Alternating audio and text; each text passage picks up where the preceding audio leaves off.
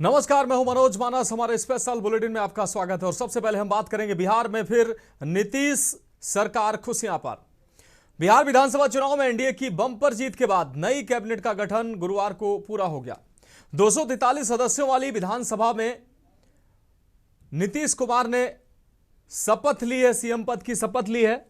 243 विधानसभा वाली आपको बता दें सदस्यों वाली विधानसभा में फिलहाल 27 मंत्री रखे गए हैं। इनमें मुख्यमंत्री नीतीश कुमार, डिप्टी सीएम सम्राट चौधरी के अलावा विजय सिन्हा को भी उप मुख्यमंत्री बनाया गया है। इसके अलावा 24 अन्य नेताओं को भी कैबिनेट में जगह दी गई है। इसी के साथ एक बार फिर राज्य में मुख्यमंत्री नीतीश कुमार के नेतृत्व में एनडीए की सरकार का कार्यकाल शुरू हो गया।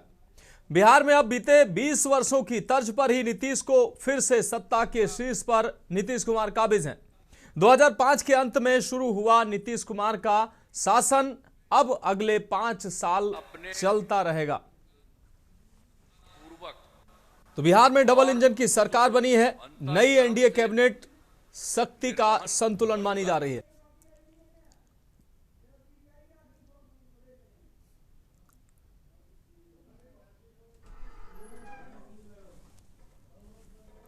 तो नई एनडीए कैबिनेट का शक्ति संतुलन बताया जा रहा है। नीतीश ने फिर से बिहार की कमान संभाली है और एनडीए की सरकार जो है एक बार फिर से बिहार में बनी है। नीतीश कुमार ने आज मुख्यमंत्री पद की शपथ ली है और 10वीं बार रिकॉर्ड 10वीं बार मुख्यमंत्री पद की शपथ नीतीश कुमार ने ली है।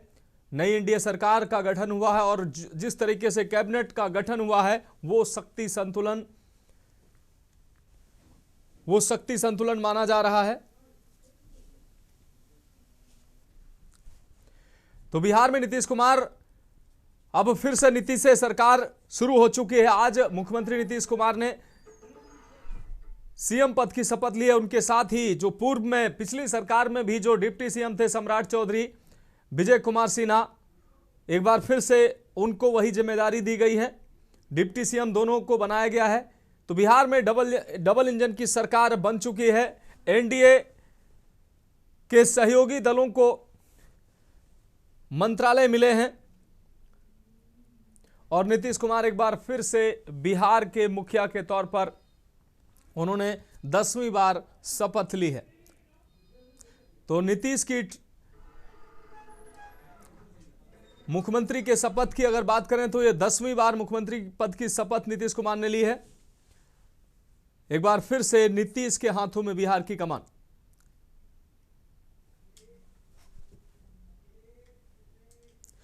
और विशेष संवाददाता अखिलेश जी हमारे साथ जुड़ चुके हैं। अखिलेश जी, बिहार में एनडीए की सरकार बन चुकी है। नीतीश कुमार ने 10वीं बार मुख्यमंत्री पद की शपथ ली है। इसके साथ ही जो कैबिनेट बनी है उस कैबिनेट को शक्ति का संतुलन बताया जा रहा है। क्या कुछ अहम जानकारी देंगे?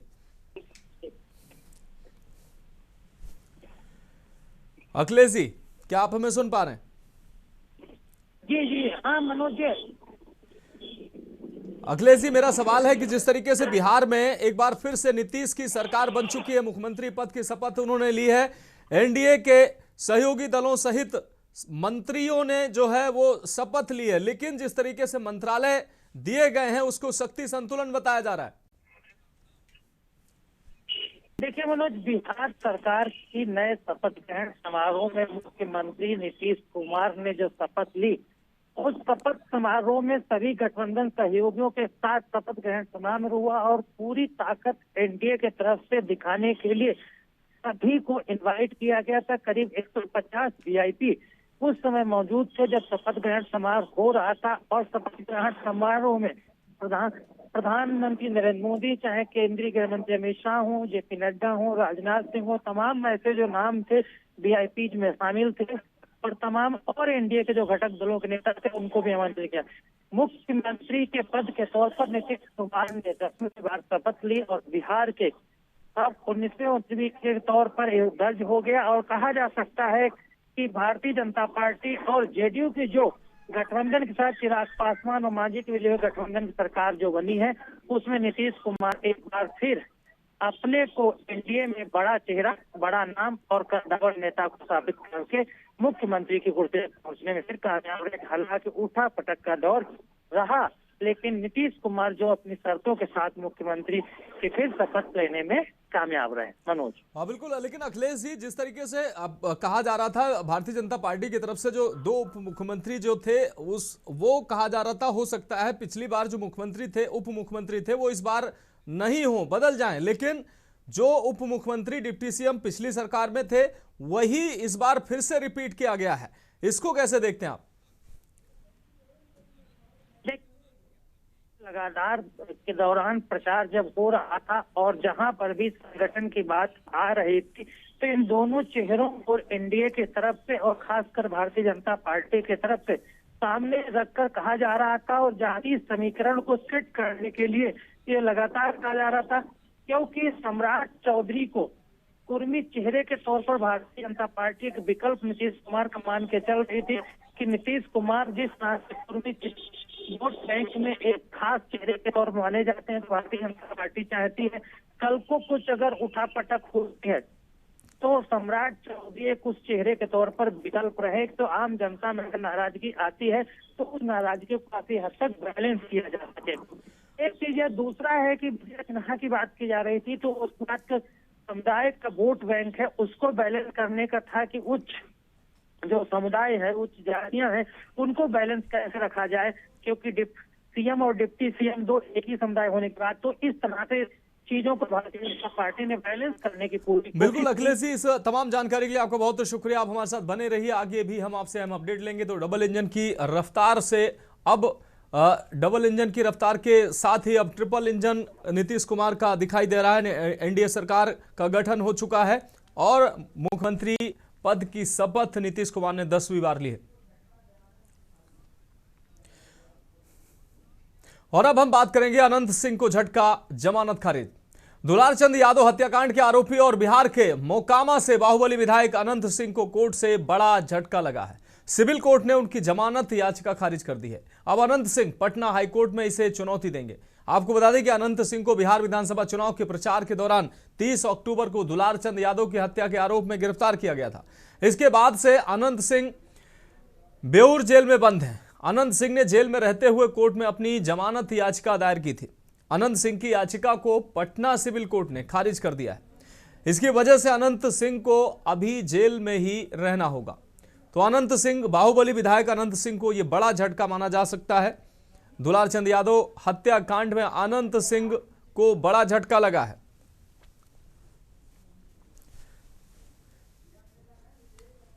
विशेष संवाददाता अखिलेश जी लगातार हमारे साथ जुड़े हुए हैं। अब अखिलेश जी, दुलारचंद यादव हत्याकांड मामले में जो आरोपी हैं बाहुबली विधायक अनंत सिंह, उनको अब कोर्ट से झटका लगा है। उनको उम्मीद थी कि जमानत मिल जाएगी, लेकिन अब उनकी जमानत जो है खारिज हो गई है। इससे संबंधित क्या कुछ अहम अपडेट हमारे दर्शकों को देंगे? जदयू के नवनिर्वाचित विधायक और मोकामा में लगातार चर्चा के केंद्र बिंदु बने रहे अनंत सिंह की आज जमानत याचिका उस समय खारिज हो गई जब उनके तरफ से याचिका को दाखिल करके वकील पेशवे के तरफ से मांगा गया था कि अनंत सिंह जो जदयू के नवनिर्वाचित विधायक हुए हैं, उनको विधायक दल की बैठक में शामिल होने के साथ ही साथ नवनिर्वाचित विधायक के तौर पर शपथ लेना है, इसलिए बेल पर रिहा किया जाए। लेकिन कोर्ट के तरफ से इन दलीलों को खारिज कर दिया गया और अभी दुलारचंद हत्याकांड में बंद चल रहे अनंत सिंह को इससे बड़े झटके के तौर पर देखा गया। कोर्ट से मिले झटके के बाद जदयू में एक निराशा जरूर कही जा सकती है, तो खासकर अनंत सिंह का केस और उनके चिंतकों को लेकर जा सकता है कि उनको उम्मीद थी कि उनकी सरकार बन रही है, नीतीश कुमार मुख्यमंत्री बन रहे हैं, जदयू के नवनिर्वाचित विधायक हैं, विधायक तौर पर उनको शपथ भी लेना है, इससे जमानत मिल सकती है। फिलहाल दुलारचंद हत्याकांड में कोर्ट ने सजा जमानत याचिका को खारिज करते हुए बेल से इनकार कर दिया।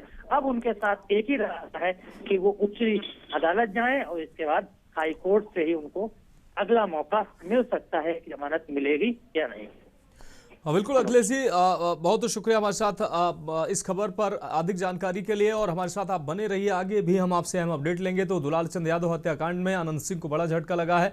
सिविल कोर्ट से उनकी जो जमानत याचिका थी वो खारिज हो गई है। सिविल कोर्ट ने दुलारचंद हत्याकांड मामले में अनंत सिंह को झटका दिया है और उनकी याचिका खारिज हो गई। और अब हम बात करेंगे नेपाल में फिर बवाल, सड़कों पर जैन जी। नेपाल का जेएनजी एक बार फिर से सड़कों पर है। स्थिति इतनी बिगड़ी है कि कुछ इलाकों में कर्फ्यू भी लगाना पड़ा है। फ्लाइट को रद्द कर दिया गया है। आपको बता दें अभी बहुत ज्यादा दिन नहीं हुए हैं जब नेपाल में पुलिस की फायरिंग में 21 युवाओं की मौत हो गई थी। यह घटना 8-9 सितंबर की थी। आपको बता दें कि लगभग 70 दिन बाद नेपाल में स्थिति फिर से खराब हो गई है। भारत की सीमा से सटे नेपाल के 12 जिले के सेमरा क्षेत्र में 19 से 20 नवंबर को कर्फ्यू लगाने की नौबत आ पड़ी ताकि स्थिति बिगड़ने से रोका जा सके। यहां कर्फ्यू लगाने का मुख्य कारण जेएनजी युवाओं और CPN UML communist party of Nepal unified marks Leninist के कैडरों के बीच हिंसक झड़प इसका बड़ा कारण है। तो 70 दिन बाद एक बार फिर से नेपाल जो है वो नेपाल के युवा भड़क चुके हैं। सड़कों पर बवाल देखने को मिल रहा है। कर्फ्यू लगाया गया है, उड़ानों को रद्द कर दिया गया है। और इस खबर पर हम अपडेट के लिए हमारे विशेष संवाददाता अखिलेश जी लगातार बने हुए हैं। अखिलेश जी, 70 दिन के बाद एक बार फिर से नेपाल जो है वो जलता नजर आ रहा है।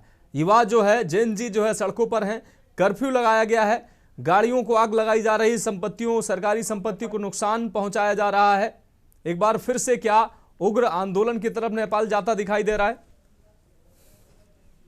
देखिए मनोज, नेपाल में जिस तरह से एक बड़े जेएनजी के बवाल के बाद माहौल थमा था, शांति कायम हुई थी और एक सरकार जो बनी थी, उस सरकार से जो युवाओं को उम्मीद थी कि वो उन चीजों पर सुधार करेंगे जिस उम्मीद के लिए वो लड़ाई लड़ रहे थे, जिन चीजों के लिए वो लगातार वहां पर थे, और उनको ये भरोसा दिया गया था कि जो सोशल मीडिया के प्लेटफॉर्म प्रतिबंधित किए गए हैं उन प्लेटफॉर्म्स को फ्री किया जाएगा, यानी उनके लिए खोल दिया जाएगा जो सरकार की तरफ से बंद किए गए थे। लेकिन उस तरह की उनको छूट नहीं मिली, उस तरह की आजादी नहीं मिली।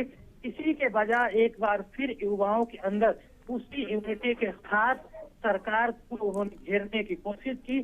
सरकार को घेरने के दौरान जब प्रशासनिक व्यवस्था और वहां के सुरक्षा एजेंसियों और फोर्स ने जब उन पर लाठीचार्ज तमाम तरह की कार्रवाई की, तो फिर एक बार वहां युवा उग्र हुए और उसी स्थिति में फिर एक बार बवाल बढ़ता हुआ नजर आ रहा है। और ये कहा जा सकता है कि अगर युवाओं की मंशा के अनुरूप नेपाल सरकार काम नहीं करती तो एक बार फिर नेपाल को उसी चौराहे पर खड़ा देखेंगे जो पिछले समय देखने को मिला था। और बवाल की स्थिति वही है कि दंगा करना, वाहनों को आग लगा देना, तमाम चीजों को नुकसान पहुंचाना, तो इसे एक साधारण तौर पर नहीं बल्कि उसे गंभीर समस्या के तौर पर देखा जा सकता है। इस नेपाल सरकार के लिए बड़ी चुनौती भी। अब निश्चित रूप से, लेकिन अखिलेश जी जिस तरीके से अब इस बार का जो ये आंदोलन या हिंसक झड़प किस तरीके का है, क्योंकि पिछली बार का जो आंदोलन था वो सरकार विरोधी आंदोलन कहा जा रहा था कि सरकार तानाशाही रवैया अपना रही थी, सोशल मीडिया पर प्रतिबंध लगाने जैसे तमाम ऐसे फैसले लिए गए थे। लेकिन इस बार का जो आंदोलन या हिंसक झड़प आप इसको कैसे देखते हैं? युवाओं को उनकी मांगों के अनुसार उनको जो चीजें नहीं मिल रही हैं, आजादी नहीं मिल रही है, या ये भी एक तरह से सरकार विरोधी आंदोलन ही कहा जाएगा? अखिलेश जी, युवाओं को नई सरकार से एक बड़ी अपेक्षा थी। युवा ये चाहते थे कि वो उनको आजादी मिलनी चाहिए जिस आजादी के लिए वो लड़ रहे थे। पिछला युवाओं की तरफ से जो भी बवाल किया गया था उसमें सरकार को हटना पड़ा और प्रधानमंत्री सबको इस्तीफा देना पड़ा और उसके बाद एक नई सरकार का गठन वहां करना पड़ा। तो उस सरकार के बाद युवा चाह रहे थे कि उनको एक तरह का नया माहौल मिलेगा, नई चीजों की आजादी मिलेगी, नए काम होंगे, नई चीजें होंगी। लेकिन उनको सरकार के गठन के बाद ऐसा कुछ भी बदलाव नहीं नजर आया और उसके बाद जो चीजें आजादी के तौर पर लड़ाई लड़ी जा रही थी उसमें कोई एक खास बदलाव नजर नहीं आया। इसी के बाद एक बार फिर युवाओं में इस तरह के जो उपद्रव और तमाम तरह की घटनाएं सामने आ रही हैं उसके बाद की कड़ी को जोड़कर देखा जा सकता है। मनोज, निश्चित रूप से अखिलेश जी, इस तमाम जानकारी के लिए आपका बहुत शुक्रिया। आप हमारे साथ बने रहिए। तो 70 दिन बाद जेएनजी एक बार फिर से सड़कों पर नजर आ रहे हैं। सड़कों पर बवाल, कर्फ्यू, उड़ानों को रद्द किया गया है, कर्फ्यू लगाने की स्थिति भी आ पड़ी है। तो एक बार फिर से नेपाल का युवा जो है वो सड़कों पर है और बताया जा रहा है कि युवाओं को वो आज़ादी या नई सरकार से जो अपेक्षा थी वो अपेक्षा पूरी नहीं होने की वजह से एक बार फिर से युवा सड़कों पर।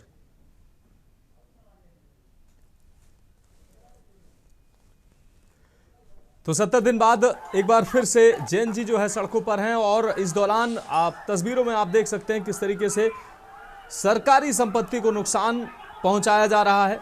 पुलिस और जैन जी युवा जो हैं वो आमने सामने नजर आ रहे हैं और झड़प भी देखने को मिल रही है।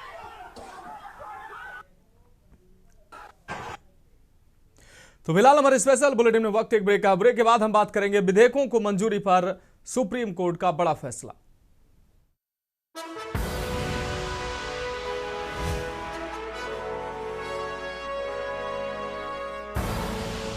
आप देख रहे हैं के न्यूज, खबरों का सारथी। तो ब्रेक के बाद हमारे स्पेशल बुलेटिन में एक बार फिर से आपका स्वागत। हम बात कर रहे हैं विधेयकों को मंजूरी पर सुप्रीम कोर्ट का बड़ा फैसला। सुप्रीम कोर्ट ने गुरुवार को राष्ट्रपति के उस संदर्भ पर अपना फैसला सुनाया जिसमें पूछा गया था कि क्या कोई संवैधानिक अदालत राज्य विधानसभाओं से पारित विधेयकों को मंजूरी देने के लिए राज्यपालों और राष्ट्रपति के लिए समय सीमा तय कर सकती है। इस मामले में मुख्य न्यायाधीश justice BR Gavai, justice Suryakant, justice Vikram Nath, justice PS Narasimha और जस्टिस AS चंदूरकर की संविधान पीठ ने 10 दिनों तक दलीलें सुनी और 11 सितंबर को फैसला सुरक्षित रख लिया था। अब सुप्रीम कोर्ट ने स्पष्ट किया है कि राष्ट्रपति और राज्यपाल को राज्य विधानसभा से पारित विधेयकों पर अनुमोदन देने के लिए न्यायपालिका कोई समय सीमा तय नहीं कर सकती। मुख्य न्यायाधीश BR गवई की अगुवाई वाली संविधान पीठ ने राष्ट्रपति की तरफ से अनुच्छेद 143 के तहत भेजे गए 14 संवैधानिक प्रश्नों पर अपनी राय देते हुए कहा कि यह विषय संवैधानिक पदाधिकारियों के विवेक और संघीय ढांचे की मर्यादा से जुड़ा है। अदालत ने माना है कि विधायी प्रक्रिया में राष्ट्रपति और राज्यपाल की भूमिका संवैधानिक कर्तव्य है, पर न्यायिक हस्तक्षेप के जरिए इसकी समय सीमा तय नहीं की जा सकती है। इसके साथ ही कोर्ट ने यह भी कहा कि अत्यधिक देरी लोकतांत्रिक शासन की आत्मा को क्षति पहुंचाती है, इसलिए इन पदों से अपेक्षा है कि वे उचित समय के भीतर निर्णय लें। और इस खबर पर हमारे विशेष संवाददाता अखिलेश जी लगातार हमारे साथ जुड़े हुए हैं। अखिलेश जी, CJI की पीठ ने अब ये महत्वपूर्ण जो विषय था इस पर अब फैसला सुनाया है। राष्ट्रपति के संदर्भ में ये केस जो सुप्रीम कोर्ट में था इस पर फैसला सुनाते हुए सुप्रीम कोर्ट ने कहा कि राष्ट्रपति या राज्यपाल के लिए जो अदालतें समय सीमा निर्धारित नहीं कर सकती, समय सीमा तय नहीं कर सकती। लेकिन दूसरी टिप्पणी में कहा कि इन दोनों पदों के लिए समय जो है महत्वपूर्ण है, तो समय रहते फैसले लेना चाहिए। क्या कुछ इस पर अहम जानकारी देंगे अखिलेश जी? तो अदालत बिल मंजूरी की टाइमलाइन तय नहीं कर सकती है, यह अदालत ने टिप्पणी की है। CJI की पीठ ने यह अहम फैसला सुनाया है कि राष्ट्रपति और राज्यपाल के लिए अदालतें समय सीमा निर्धारित नहीं कर सकती हैं। राष्ट्रपति के संदर्भ में यह केस जो था जिस पर सुनवाई अदालत ने की, सुप्रीम अदालत ने सुनवाई करते हुए कहा कि राष्ट्रपति और राज्यपाल के मामले में जो न्यायपालिका है समय सीमा निर्धारित नहीं कर सकती है। लेकिन दूसरी टिप्पणी में जरूर कहा गया कि समय सीमा टाइमलाइन जरूर निर्धारित होनी चाहिए, ताकि समय बहुत महत्वपूर्ण होता है तमाम फैसलों में। तो इस महत्वपूर्ण बिल पर अब टाइमलाइन को लेकर जो सवाल उठ रहे थे तो सुप्रीम कोर्ट ने अब साफ कर दिया है। CJI की पीठ ने इस अहम फैसले पर टिप्पणी की है। राष्ट्रपति राज्यपाल के संदर्भ में अब यह बड़ा फैसला लिया गया है। सुप्रीम कोर्ट ने कहा कि अदालतें राष्ट्रपति और राज्यपाल के लिए समय निर्धारित नहीं कर सकती हैं।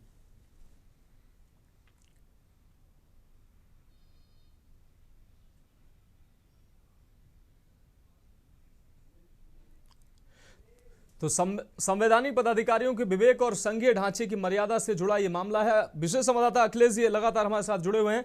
अखिलेश जी, राष्ट्रपति के संदर्भ में सुप्रीम कोर्ट ने अब ये बड़ा फैसला सुनाया है। जिस तरीके से इसको लेकर विवाद हो रहा था कि राष्ट्रपति और राज्यपाल को विधेयकों पर फैसला लेने के लिए क्या न्यायपालिका समय सीमा निर्धारित कर सकती है, उसी पर अब सुप्रीम कोर्ट ने यह फैसला सुनाया है कि अदालतें राष्ट्रपति और राज्यपाल के लिए समय सीमा निर्धारित नहीं कर सकती हैं। क्या कुछ अहम अपडेट इस खबर को लेकर? देखिए मनोज, सुप्रीम कोर्ट में आज सीजेआई की बेंच में आज बड़ा फैसला आने वाला था।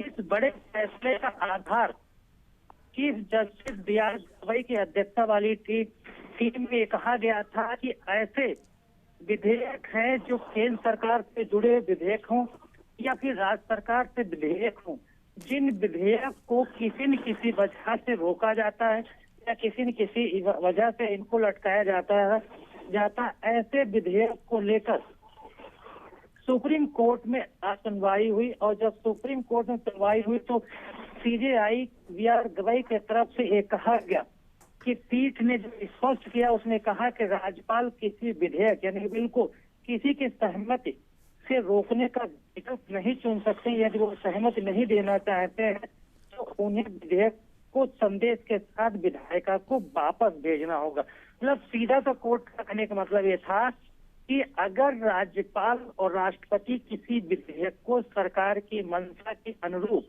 पास नहीं करना चाहते हैं, उसको मंजूरी नहीं देना चाहते हैं, तो ऐसे विधेयकों को कोर्ट के द्वारा पुनः विधायिका को वापस उस संस्तुति के साथ भेज देना चाहिए जिस मंशा के तहत वो नहीं चाहते हैं, ताकि सरकार उसमें उस मंशा अनुरूप संशोधन करना चाहती है तो संशोधन करे।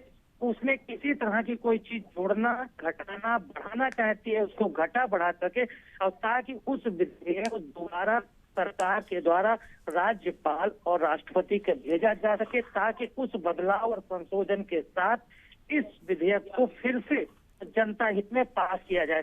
तो सुप्रीम कोर्ट का सीधा संदेश था कि राज्यपाल और फिर राष्ट्रपति दोनों के हाथ से विधेयक हैं, उनको रोक के रखना, समय को बर्बाद करना, टाइम लाइन को सेट न करना, इन तमाम चीजों को लोगों ने कहा कि इससे अच्छा है कि उन विधेयकों को विधायिका के पास फिर वापस भेज दीजिए, ताकि विधायिका यानी सरकारें वहां फिर कोई नया फैसला उस विधेयक को लेकर कर सकें। मनोज। हाँ बिल्कुल अखिलेश जी, इस तमाम जानकारी के लिए आपका बहुत शुक्रिया। आप हमारे साथ बने रहिए, आगे भी हम आपसे अहम अपडेट लेंगे। तो अदालत बिल मंजूरी की टाइमलाइन तय नहीं कर सकती, ये सुप्रीम कोर्ट ने टिप्पणी की है। और अब हम बात करेंगे आरोप गंभीर, अखबार के दफ्तर में छापा। जम्मू कश्मीर पुलिस की स्टेट इन्वेस्टिगेशन एजेंसी ने जम्मू कश्मीर में एक अंग्रेजी अखबार के दफ्तर में छापेमारी की है। अखबार के ऑफिस पर देश विरोधी गतिविधियों में शामिल होने, देश के खिलाफ नफरत फैलाने और संप्रभुता को खतरा पहुंचाने के आरोप है।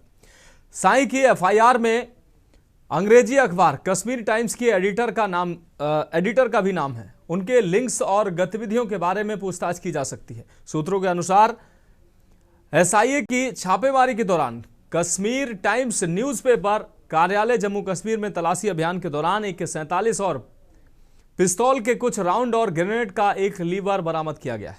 वहीं एक अधिकारी ने बताया कि अखबार के खिलाफ देश के हितों के खिलाफ एक्टिविटीज का महिमा मंडन करने का केस भी दर्ज है। तो अंग्रेजी अखबार के दफ्तर पर छापेमारी की गई है। AK-47 पिस्टल की गोली व ग्रेनेड लीवर बरामद हुआ है।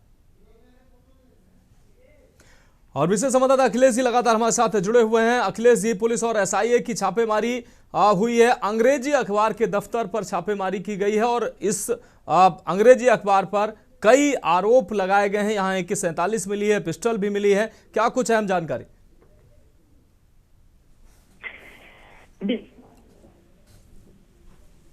घटनाएं और आतंकवादियों सिलेक्शन एक के बाद एक सुरक्षा एजेंसियों को मिल रहे हैं। इन्हीं के मद्देनजर सुरक्षा एजेंसियां लगातार छापेमारी कर रही हैं। जम्मू कश्मीर से निकलने वाला अंग्रेजी अखबार कश्मीर टाइम्स के ऑफिस पर स्टेट इन्वेस्टिगेशन एजेंसी ने छापा मारा है और छापेमारी के दौरान कई संदिग्ध चीजें बरामद हुई। इसमें AK-47 समेत अन्य भी चीजें बरामद हुई और इन चीजों में कहा गया कि जो कनेक्शन सुरक्षा एजेंसियों को कश्मीर टाइम्स अखबार के लोगों को मिल रहा था, उसके आधार पर छापेमारी की गई और छापेमारी में उन तमाम चीजों का बरामद होना ये साबित कर रहा है कि कहीं न कहीं कश्मीर टाइम्स के लोगों से जुड़े हुए आतंकवादी थे उनका कोई न कोई इनसे कनेक्शन था, और इस कनेक्शन होने की वजह से ही कहीं न कहीं अखबार की वजह से उनको कोई न कोई इनपुट मिलता रहा। तमाम चीजों को लेकर छापेमारी हुई और इसमें जो कनेक्शन मिले हैं उसको आगे लेकर स्टेट एजेंसी हैं वो आगे तय करेंगी कि इसमें ये लोग कहाँ तक आतंकवादियों से कनेक्टेड थे, आतंकवादियों को क्या ये मुहैया कराते थे, आतंकवादियों को क्या कोई खुफिया जानकारी भी यहाँ से उनको देते थे।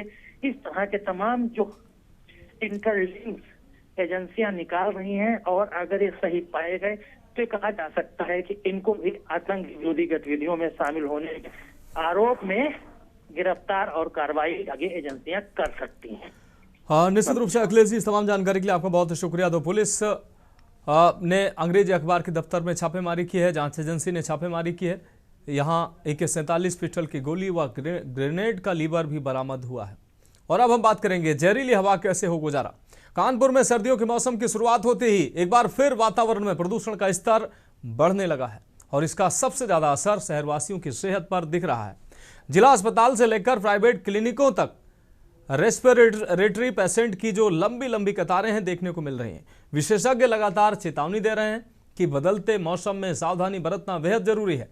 बदलते मौसम में गर्म पानी का सेवन, स्टीम गरारे और मास्क का इस्तेमाल जैसे छोटे छोटे उपाय बड़ी बीमारियों से बचा सकते हैं।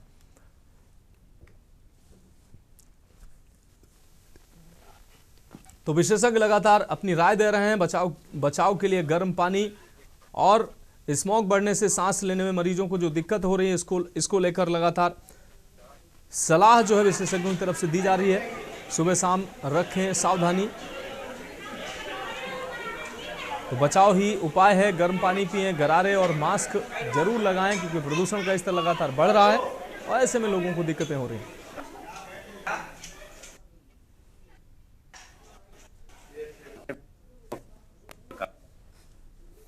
के बाद प्रदूषण में अच्छा खासा नंबर आ गया है। प्रदूषण और बदलते मौसम, सर्दी की वजह से इस समय बच्चों और अधिक उम्र के बुजुर्गों में ये समस्याएं ज़्यादा पाई जा रही हैं। इसमें सर्दी, जुकाम, सांस के रोगियों के लिए भी दिक्कत हो रही है और कुछ यहाँ पे वायरल भी चल रहा है। आजकल और भी बीमारियां हैं, उल्टी, दस्त और मलेरिया, टाइफाइड, जुकाम, बुखार और यही थोड़ा जकड़न टाइप की और खराश टाइप की आ रही थी, तो इसी वजह से। आज आपने डॉक्टर को दिखाया, डॉक्टर ने क्या बताया, किस तरह से आपको सलाह दी आपने? डॉक्टर ने हमें बताया कि जितना हो सेफ रहिए और गर्म पानी में उबला हुए पीजिए और कपड़े वगैरह सही से पहनिए, अपने आप को सेफ रखिए, ज़्यादा परफेक्ट होगा अपने लिए। जितना सेफ रख सकते हो आप उतना सेफ रख सकते हो।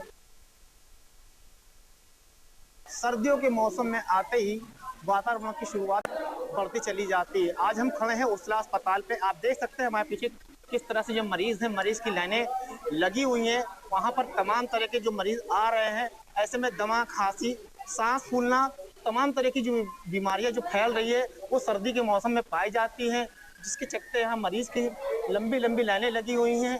और उनका कहना है कि जो ऐसे मौसम में ज़्यादातर दमा, खांसी, स्वास्थ्य जैसा ये बिगड़ता है, इसको देखते अपने कंसल्टेंट डॉक्टर को दिखाएं जिससे कोई बड़ी बीमारी ना हो। आप हमारे पीछे फिर देख सकते हैं किस तरह से मरीज खड़े हैं और जो पर्चे लगाने की लाइन लगी हुई है। तस्वीरों में आप साफ साफ देख सकते हैं ये ज़्यादातर सर्दी के मौसम में पाए जाते हैं। अब ये देखना है कि डॉक्टर इनको किस तरह से इनको सलाह देते हैं कि सर्दियों के मौसम से बचें और कैसे राहत पाएं। कानपुर से शाहनवाज खान, के न्यूज़ इंडिया के लिए। तो फिलहाल हमारे स्पेशल बुलेटिन में अभी के लिए मेरे साथ इतना ही। मुझे दीजिए इजाजत और आप देखते रहिए के न्यूज़ इंडिया।